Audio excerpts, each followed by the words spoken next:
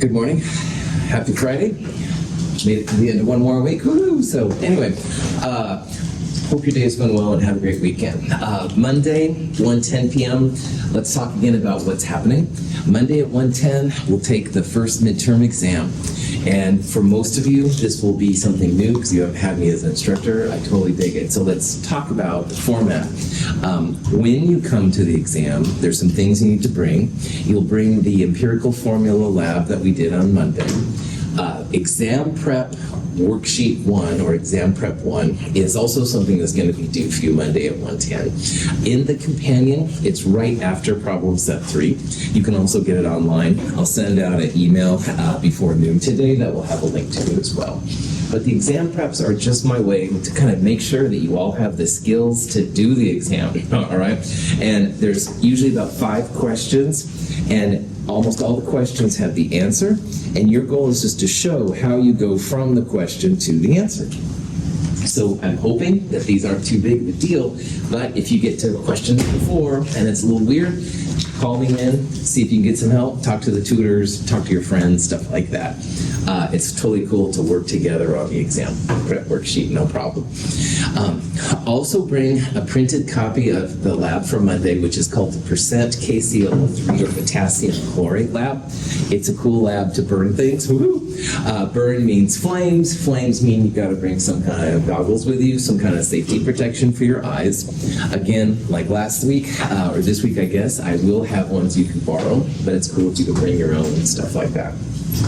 Now, the midterm exam itself has 20 multiple choice questions. Each of those questions has 5 possible answers. And even if you're totally stuck, make a guess, all right? Because you never know. 1 out of 5, woohoo! And it's not going to hurt you or anything like that. So make sure that everything has an answer to it. There are also 4 short answer questions. Now, on the multiple choice, I really just want to see if you can get the answer. But on the short answer ones, I want to see how you set it up. So show me the steps involved, show molar masses, blah, blah, blah. In the 4 short answer questions, there's 5 points of extra credit. It's kind of built in, but you'll see there's like 30 points total for the short answer, and there's a total of 35 points. So do it with those we can stuff, and you're good to go. We will start right at 1:10 p.m. We'll go until 3 p.m., where then we'll go to lab. Should be pretty chill. You will take the exam next Monday, and the following Monday, when you turn in quiz 4 to me, I will give you the midterm back. And the last page of the midterm is what I call a summary sheet. And it just says like how you're doing in the class as of this moment if I had to give you a grade.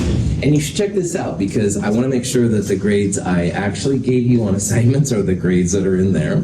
I do make mistakes. I don't try to make mistakes, and it's rare, but it does happen. So just check it out. Also, if you're missing a lab or something, just a reminder to get it in. Because even if you turn labs in late, you still get the lab completion bonus, which is kind of a cool thing, easy to get points. You will not need a Scantron. I show the picture there just because that's classic exam taking, but we're not doing that. There's a place you can put down your answer on the midterm itself. There is a sample exam on the website and in the companion. And I encourage you to check it out, because if nothing else, you'll get a sense of the kind of questions I'll be asking. But you can also then test yourself, because the sample midterm has an answer key at the back. So if you go through the midterm feeling good about it, should be good to go. On the other hand, if you just cannot get answer C for whatever reason, let me know. All right, maybe I can give some hints and stuff as to how to get on stuff. Questions on any of that stuff? Awesome.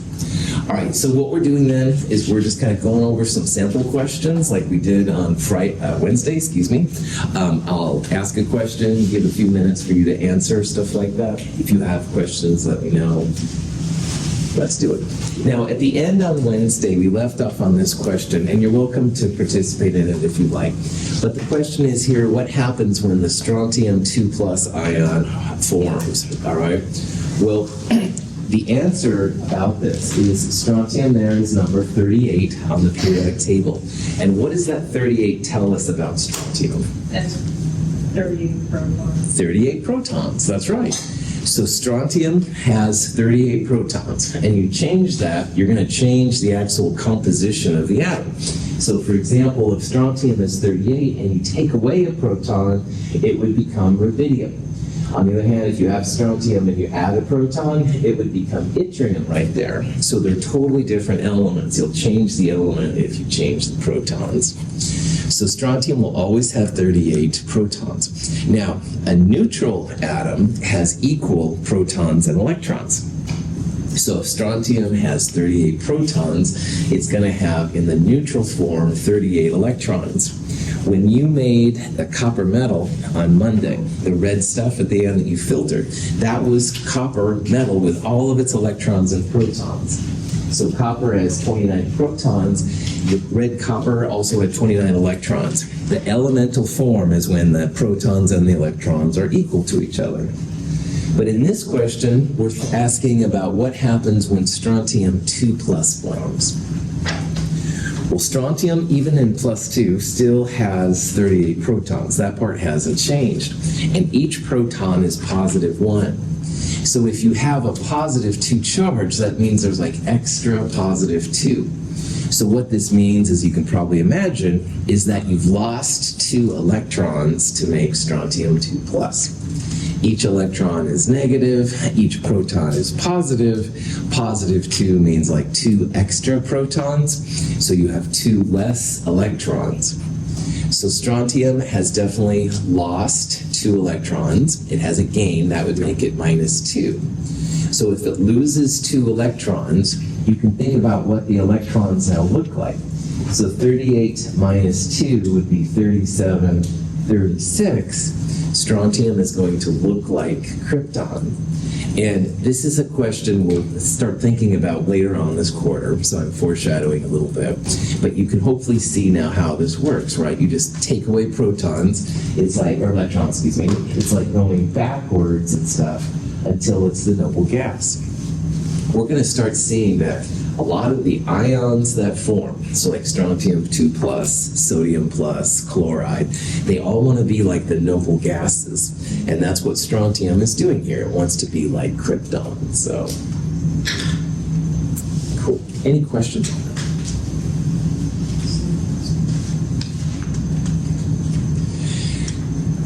One of these combinations does not have a correct formula and name. All right? Most of them are correct, but one of them is a little wonky. I'll see if you can figure out which one is an incorrect combination.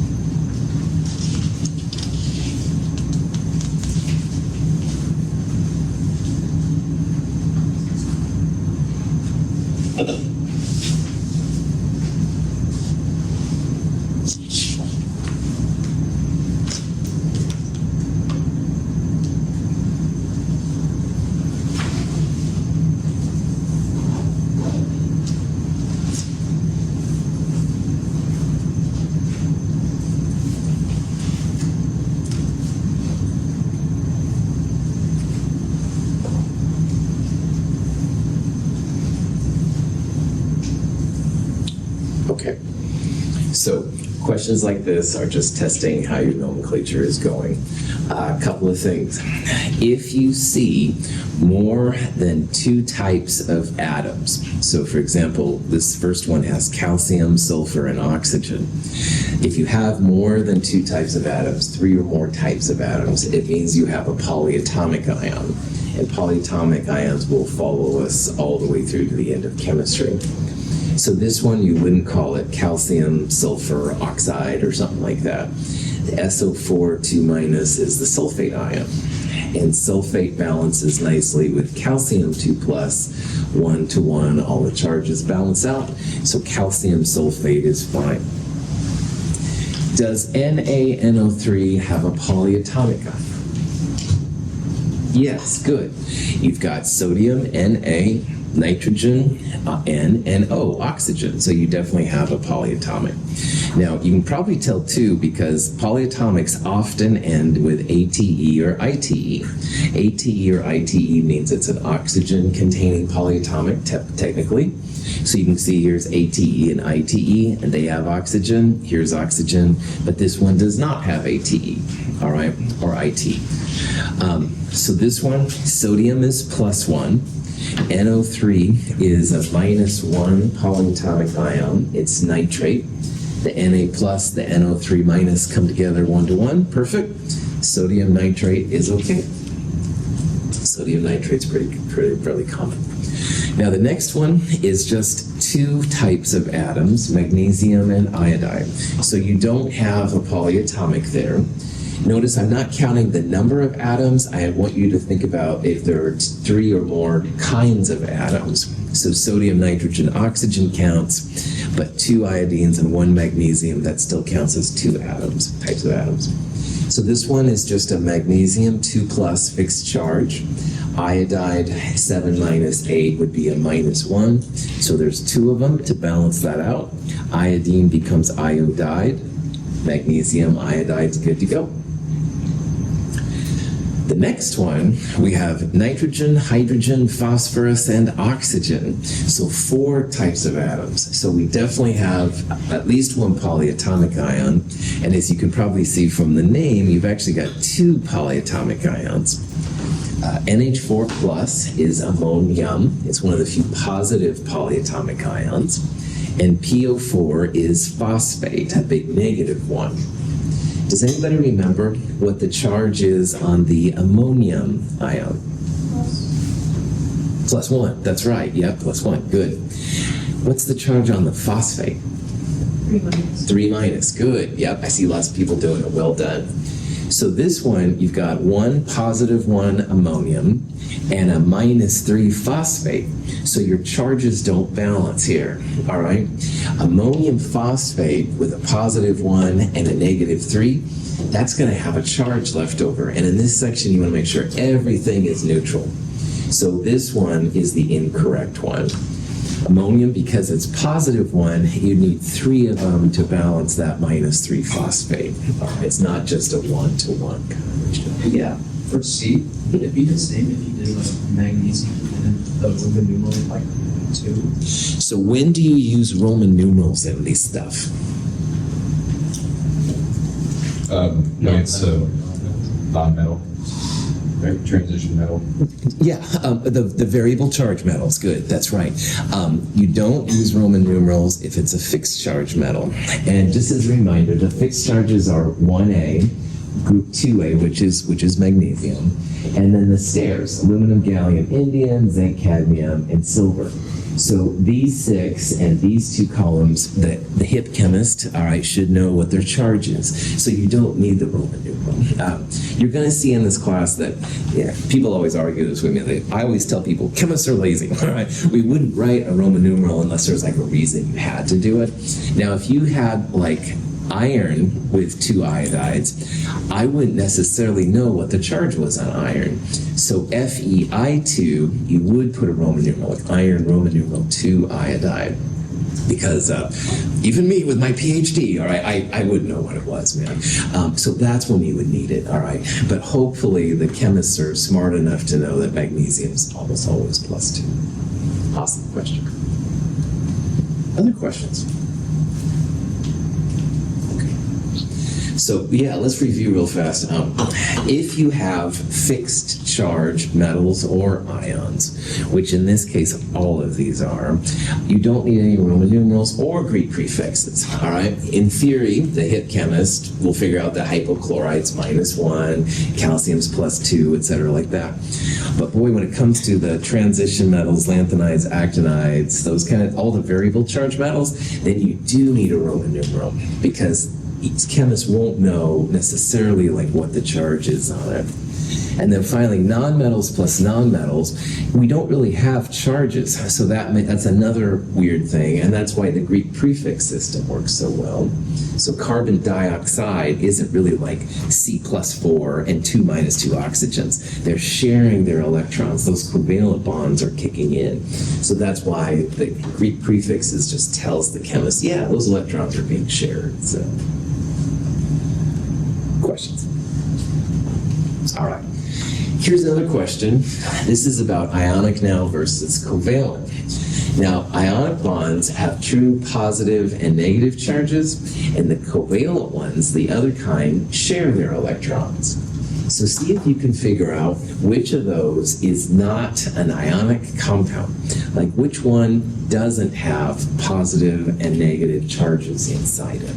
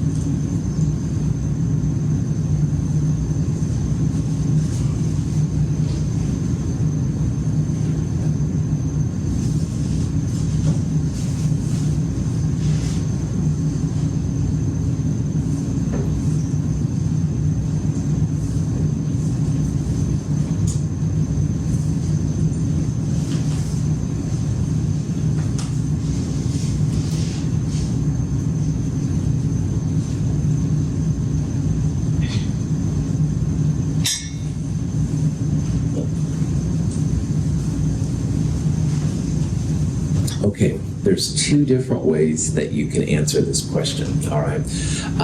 First of all, ionic compounds always have metals and nonmetals coming together, all right? And the line here that's been drawn on the periodic table, both sides, it's right there on that side, that's the metalloid line. And everything to the left of the metalloid line, with the possible exception of hydrogen, we'll get into that more later, everything to the left is basically a metal. So if it is ionic, it's going to have something to the left with something to the right, all right? So if you look at this list of compounds, lithium, definitely to the left, aluminum to the left, barium, sodium, definitely to the left. So the only one that doesn't have a metal will be B. Now the nonmetals are everything up and to the right, and that's what you want when you have covalent bonds. So the sulfur and the oxygen are both up and to the right of the metalloid line. That's not going to have an ionic bond, that's going to have a covalent bond. But another way to answer this question is, assuming it's from me, which should hopefully know what they're talking about, you're looking for Greek prefixes, all right? Greek prefixes are great because they tell the chemist when you have a covalent bond. And none of these have Greek prefixes except for that one, the di and dioxide. So by hook or by crook, that's the way to figure it out. Nonmetal plus nonmetal is a great answer. If it has a Greek prefix, it ought to be a nonmetal covalent bond. There's a big difference between covalent bonds and ionic bonds that we're going to start getting into. So, questions? Sodium oxalate is a compound that's used sometimes for analytical chemistry, like when you want to find certain amounts of chemicals inside for different reasons. Now, oxalate is a polyatomic ion. Oxalate is kind of a weirder one on the list, but it is on there. So the question is, knowing that sodium oxalate is Na2C2O4, see if you can predict what the formula for iron 3 oxalate is. Now, notice the Roman numeral there. Iron's one that I would know what it was if you said just iron oxalate. This means it's a positive 3 iron.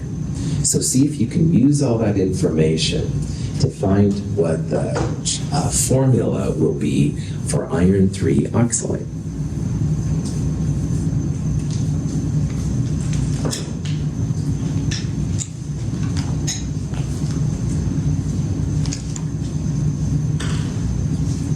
You can use the charge on the sodium, which is fixed charge, to find the charge on the oxalate, and then oxalate and iron 3 will lead you to the formula.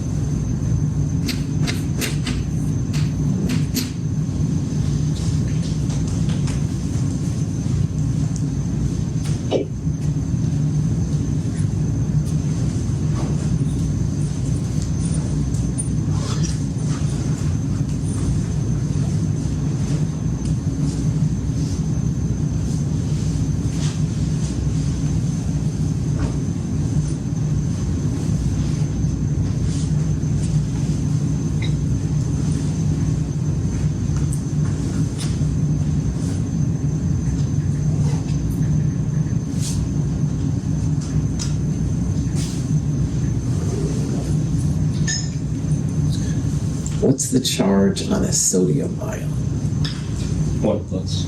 That's right. Group 1A is +1, and there's 2 of them, so it would be a total of +2. But each individual is a +1, that's right. Or plus is fine too. Now there's 2 positive ones in this formula. And remember, the formulas always go to a total of 0.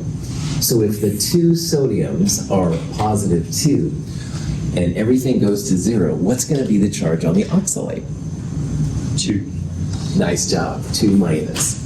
+2, -2 balances out, you're good to go. So if you didn't know oxalate was -2, which is fine, this is one way to do it. You can use the fixed charge metals to tell you what the non-metals are. So this thing is 2 minus. Now we're going to come down here. Got an oxalate, which is 2 minus, and an iron, which is 3 plus. Now these kind of problems, there's 2 different ways to do it. Either way is fine. If you want to do the way that works all the time, 3 times 2 is 6, and this is the common denominator. So you take that and divide by the charges to find the number of atoms. So 6 divided by 3, 2. 6 divided by 2 is 3. Use the parentheses, C2O43. It's going to be answer D. Now you could, in this case, absolutely use crossover, and this is kind of a cool way to check that your common denominators are right. So you can see that the 3 ends up on the oxalate and the 2 ends up on the iron. But either way, yeah, iron D should be it. So if you see something you don't know, and there are thousands of these crazy polyatomic ions out there. So oxalate is one that was on your list, but it wasn't one I've been pushing hard. So anyway, you can figure out its charge sometimes from the fixed charge metals. Sodium's always +1, and there's 2 of them, so -2. And then a -2 with a +3 iron results in Fe2C2O43. Any questions on that? Once in a while, this has helped me out. There's some really wild polyatomic ions out there. So smart ass, I'll be honest. Scientists, this blah, blah, blah ion, and I'm like, what was the formula when you had sodium with it? So I'll figure out the charge fast. And, okay. True stories of chemists. Sorry, it's not very exciting. Questions? Here's a question. All the following statements concerning ionic compounds are correct except, all right? So in this one, as the ion charges increase, the attraction increases. Ionic compounds form three-dimensional networks. Rigid solids, positive, negatives attract. Calcium oxide, weaker than sodium chloride. See if you can think about which one of those is not correct. And up here on the board, I'm going to write Coulomb's law, which will help us when we talk about the answer here.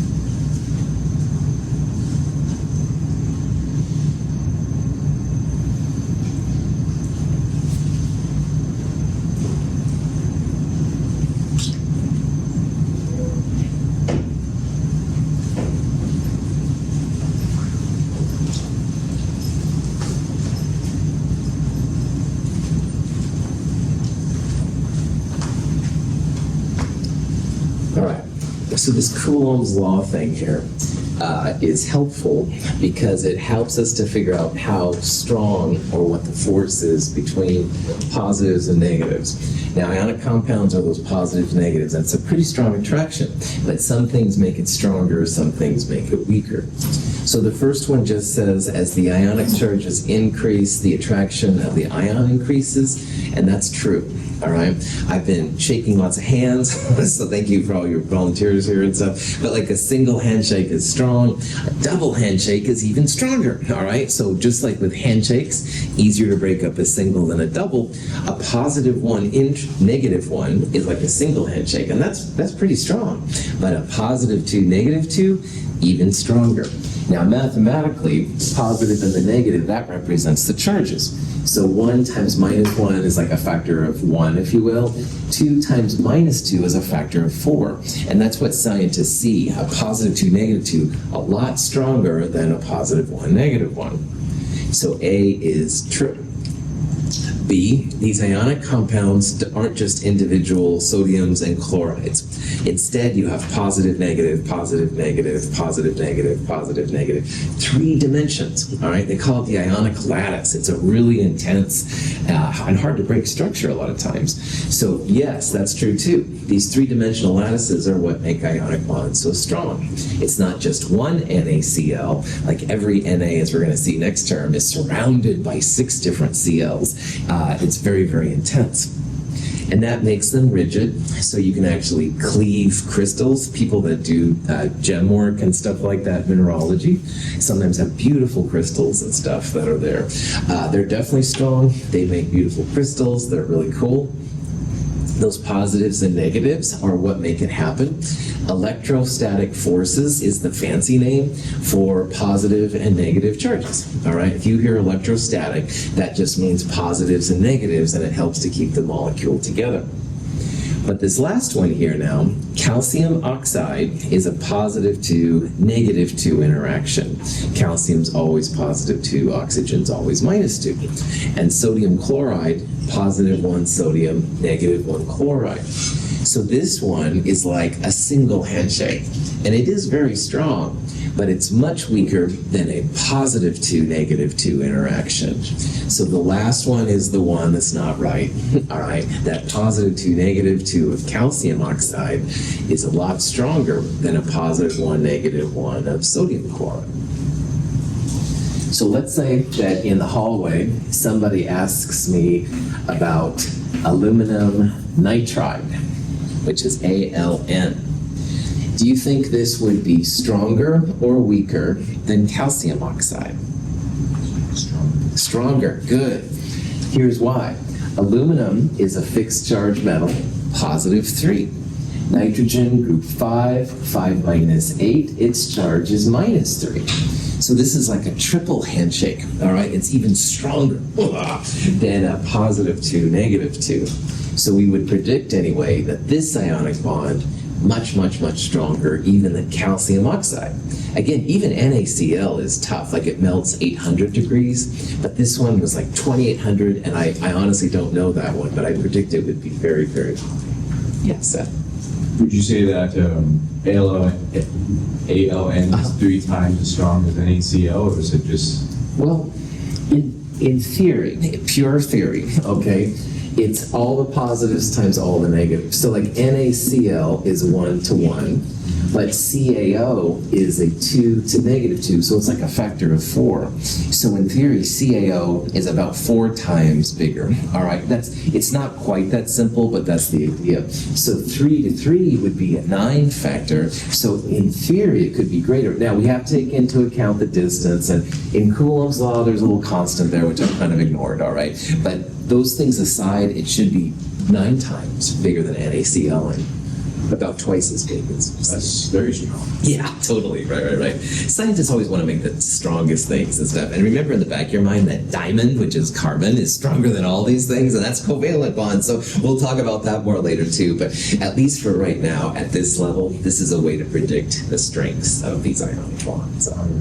Cool. Excellent question. All right. We have 0.25 moles of each of these elements. Which one has the largest mass? What kind of units do chemists usually use for mass? Grams, that's right. So it's saying which one of those essentially has the most grams if you have 0.25 moles of each of them. So see if you can figure this out. Use the periodic table. You're going to need the molar mass of each element to see which one is the greatest. See what you can do.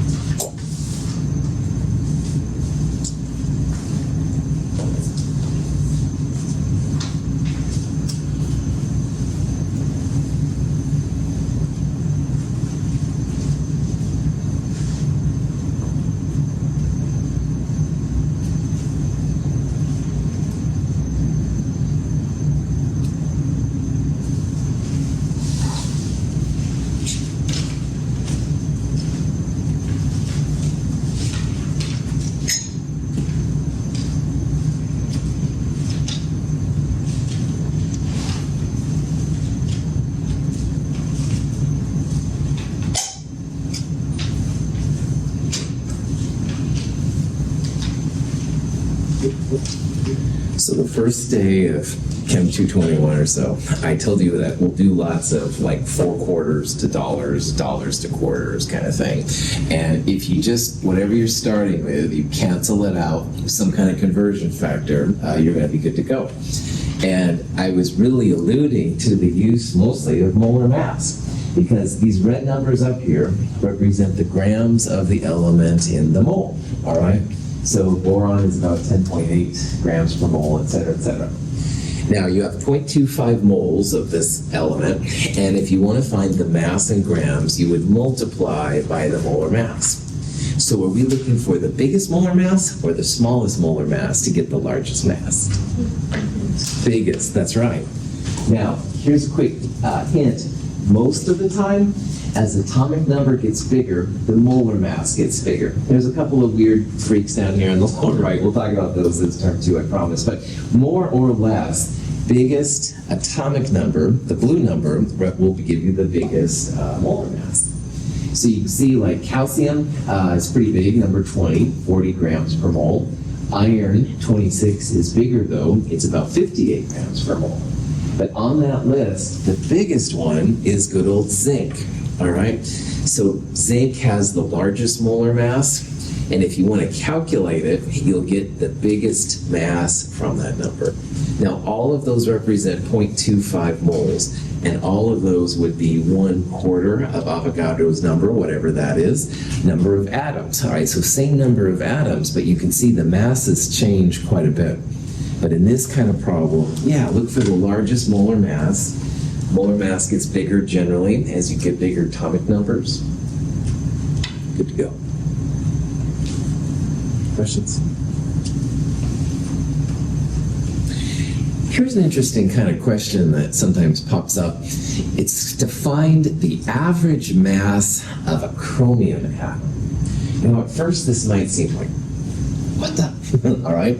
But if you remember, for example, that zinc there was 65.37, I think it was, grams per mole. 65.41, let's go. Sorry. 60. I think I was thinking, I don't know what I was thinking. 65.41 grams per mole of zinc. All right. And if I said find the average mass of one atom, well, 1 mole of anything is 6.022 times 10 to the 23rd, and in this case, it would be atoms. So if we wanted to find the average mass, grams, of one atom, it's like grams per atom. You can see the moles would cancel out. That's going to allow us to find a really small number. So see if you can do this for chromium, all right? Instead of zinc, you'll use chromium on the periodic table. It's a very small number, but it is something that can be calculated, all right? That's kind of a fun little twist, fun from a chemistry instructor's perspective, I guess.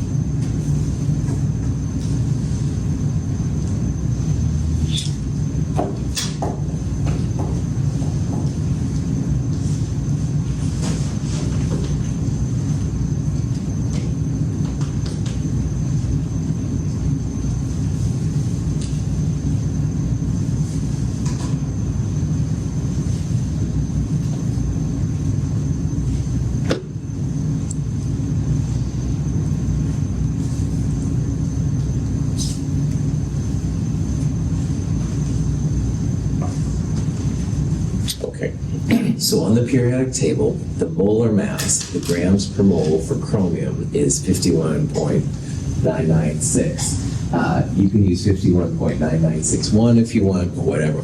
But the important thing is that you end up taking the number on the periodic table and dividing by Avogadro's number. And again, in this class, it's really important that you use 6.022 times 10 to the 23rd. Use all 4 sig figs when we're using Avogadro's number. So your answer will come out to be 4 sig figs as well. When you do that, 51.996 divided by Avogadro's, you end up with answer A. So 1 atom of chromium, and notice it's average atom of chromium, 8.634 times 10 to the minus 23 grams, really, really small.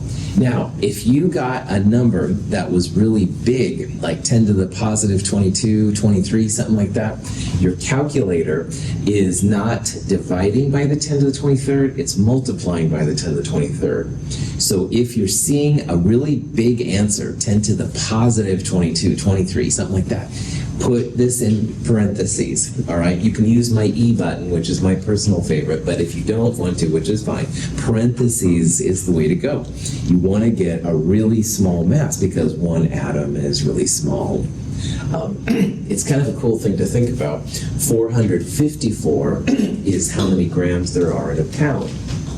That's 10 to the positive 2, and this is 10 to the minus 23rd. A lot smaller. Atoms are freaking small, which is kind of cool, kind of weird, but any questions on that? Now, here's a question about mass percents, weight percents, percent composition. They all mean the same thing. And I'm trying to see, have you figure out the weight percent or mass percent of carbon and oxygen in carbon dioxide. So see if you can figure out what the percent carbon and percent oxygen in carbon dioxide is. You will need the molar mass of CO2, so add up carbon and 2 oxygens. That'll go on the bottom, and then the amount of carbon will be on the top for percent carbon, amount of oxygen on the top for percent oxygen.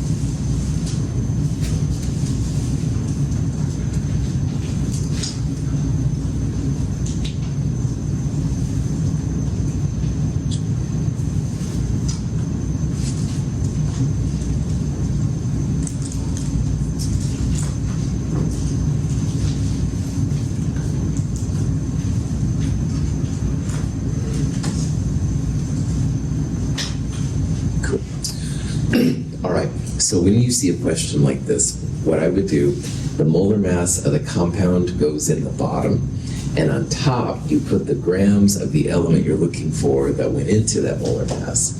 So carbon dioxide is 12.01 grams per mole for 1 carbon.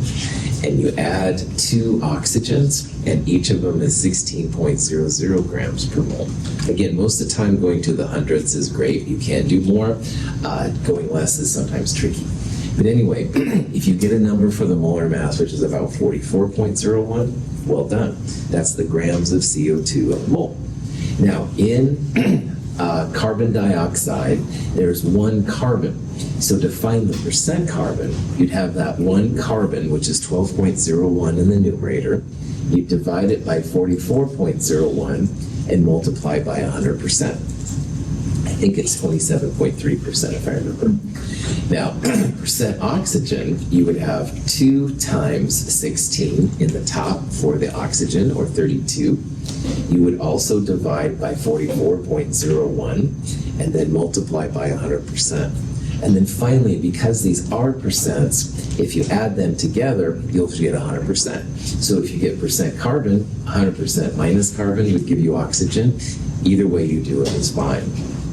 So it looks like I only used 3 sig figs here for reasons which honestly at this point I'm not clear, but I did. So anyway, if you got 27.3 and 72.7, pat yourself on the back, which is really cool. And again, if you had percent carbon, you could go 100 minus that to get percent oxygen, stuff like that. These percentages are cool for empirical formulas. Finding the molecular formula is the end-all kind of for this chapter. So if you find the empirical formula, it's a good step. Yeah. For a multiple choice question like this, would it be okay to just say that there's 1C, 2O, which would be about 3, and the carbon and oxygen are close enough on the table with their mass that you could take it by thirds, and if there's 2, it should be roughly 2/3 oxygen and 1/3 carbon, and because the carbon is slightly less, it would be C. Cool. So in a problem like this, where the molar mass of carbon and the molar mass of oxygen are close to each other, that's not a bad way to go. All right, and it certainly is less math. If you have more than 2, or if the elements are further apart in molar mass, I would think that would be a harder technique. All right, but if a lot of you have better brains than I do, I won't lie. So if this is something that works for you, it's like a superpower, and go for it. Just realize that molar mass, like when it's a CO2 formula, or there we go. That's a mole ratio. It's not a mass ratio. All right. So it's not like, 1 gram of carbon for every 2 grams of oxygen. So as long as you're able to compensate for the grams to moles, that does work. But I try to teach ways that work 100% of the time, and that's why I'm going to encourage you to do this. But if it works for you, man, run with it. Yeah. Try problems like this on your own, and if you get the right answers, you're good to go. Cool comment. There's more than one way to do these problems, all right? I'm trying to teach you the nerdy chemistry teacher's way, but if you have your own secret way, oh yeah. Other questions? All right, we will do more of this on Monday. All right, again, midterm exam Monday. I'll send some stuff about it here soon. Have a great weekend. Thank you for being here.